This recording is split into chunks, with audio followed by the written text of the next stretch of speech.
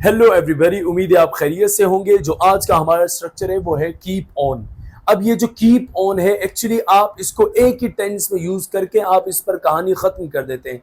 जैसे कि आप इसको प्रेजेंट इंडेफिनिट में यूज करते हैं। आप कोशिश किया करें जब भी आपको कोई स्ट्रक्चर बताया जाता है you have to use that structure in all the tenses.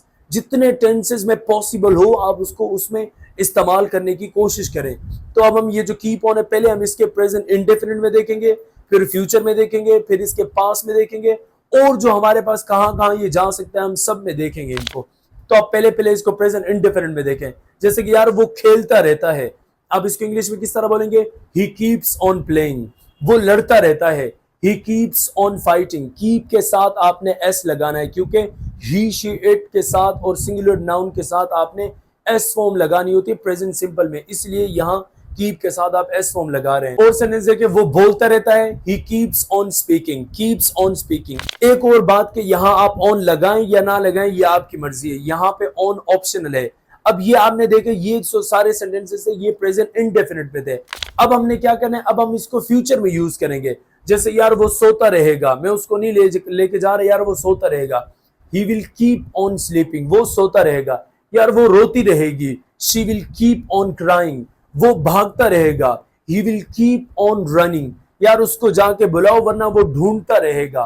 He will keep on finding. ये आपने फ्यूचर में यूज किया। अब आप इसको पास में किस तरह यूज करते हैं? जैसे कि वो खाना खाती रही, आप उर्दू देखें, ध्यान करें। वो खाना खाती रही। She kept on eating food. वो लिखता रहा।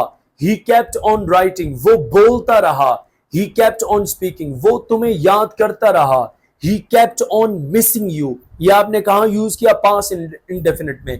एक बात याद रखिए, जब आप इसका नेगेटिव बनाएंगे तो जो प्रेजेंट इंडेफिनिट में नेगेटिव बनाएंगे डू डज का इस्तेमाल करेंगे, और अगर आप फ्यूचर में यूज करेंगे तो विल नॉट विल का इस्तेमाल करेंगे, और अगर आप इसको पास इंडेफिनिट में यूज करते हैं तो आप इसको डिड का इस्तेमाल करेंगे। अब आप इसको क्या करें, आप इसको यूज टू में कीप ऑन का इस्तेमाल करें। जैसे कि वो वहां खेलता रहता था।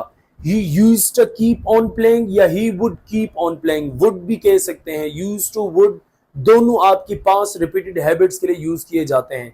वो लड़ता रहता था। he used to keep on fighting या he would keep on fighting।